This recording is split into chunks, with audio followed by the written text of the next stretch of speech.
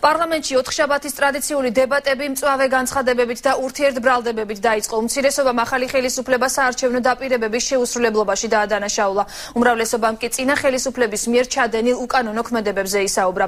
მირიან გორგოძე ესწრება დილიდან პარლამენტის სესიას. მირიან, რა პრობლემებზე საუბრობენ დეპუტატები და რა საკითხებზე გამოიკვეთა განსხვავებული პოზიციები? საქართველოს პრეზიდენტისა და საქართველოს პრემიერ-მინისტრის შეხვედრა, ინტერფრაქციული შეთანხმება, პოლიტიკური დევნა თვითმმართველობებზე, ზეწოლა სასამართლოებზე და მედიაზე, ეკონომიკური ვარდნა, ქვეყნის საგარეო კურსის ცვლილება, თია წულუკიანის განათლება და მისი დიპლომი. ეს არის იმ თემების არასრული ჩამონათვალი, რაზეც ყურადღება გაამახვილეს დღევანდელ პლენარულ სესიაზე განცხადებების დროს საპარლამენტო უმცირესობის წარმომადგენლებმა. მათ ტრადიციულად დაადანაშაულეს ზოგადად უმრავლესობის წარმომადგენლები და საქართველოს მთავრობა იმაში, რომ ქვეყანაში ისინი რეალურად წინსვლასა და განვითარებას აფერხებენ. Ჩემდა სამწუხაროდ უნდა ვთქვათ, რომ ამის შემდეგ ხელისუფლებამ ჩათვალა, რომ 1 ოქტომბრის არჩევნების შედეგები არის შესაძლებლობა იმისათვის, რომ თავს დაესხა მედიას, რომ ადამიანებს დაემუქრო გათხოვებით, პოლიტიკურ ოპონენტებს უწოდო ურჩხულები, მათ შორის ამ დარბაზშიც და პროკურატურასთან რიგები დააკავშირო პოლიტიკურ ლოიალობასთან პოლიტიკური ოპოზიციის. ეკონომიკური ზრდა იარვის მაჩვენებელი არის 2.3%, რაც ნიშნავს, რომ პრაქტიკულად თბილისის გარდა მთელ ყველა რეგიონში ყველგან მთელ საქართველოს ტერიტორიაზე არის ეკონომიკური ვარდნა, ანუ მდგომარეობა არის გაუარესებული.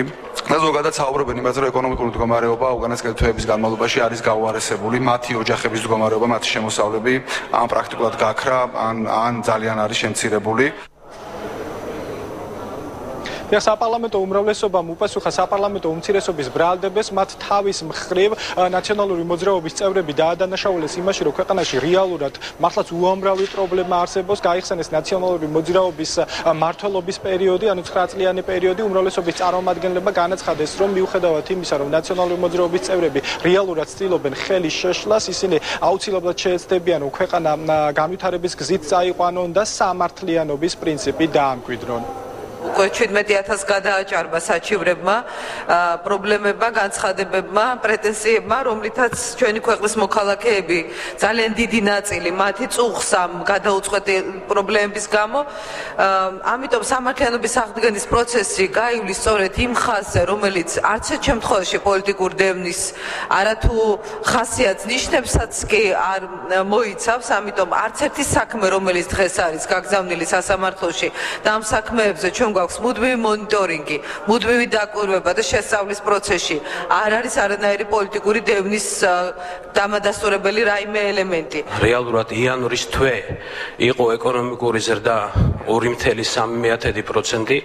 ეს საკმაოდ მნიშვნელოვანი ზრდა, თუ გავითვალისწინებთ ზამთრის პერიოდს და იანვრის თვეს. ასეთივე ზრდა არის წინასწარი მონაცემები და ზუსტი ციფრები იქნება 2 კვირაში თებერვლის თვეში.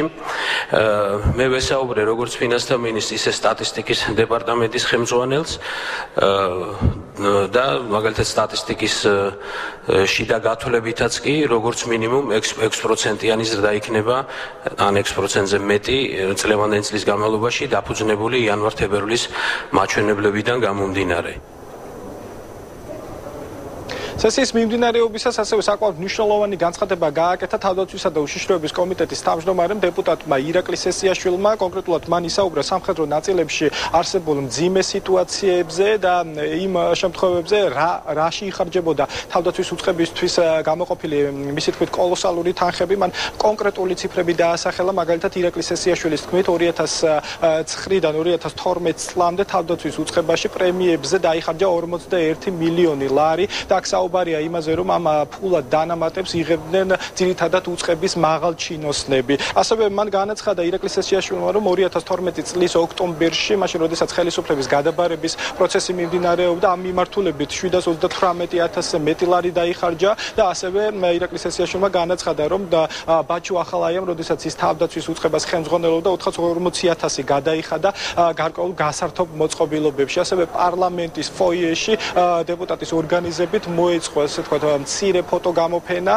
2 სტენდი, სადაც საუბარი არის, ნაჩვენები იყო რეალურად სამხედრო ბაზებში, უწყებებში არსებულ სიტუაციაზე და ასევე უწყების მაღალჩინოსნის კომფორტული კაბინეტები და ავტომობილები იყო დაპირისპირებული ამ სტენდებს შორის.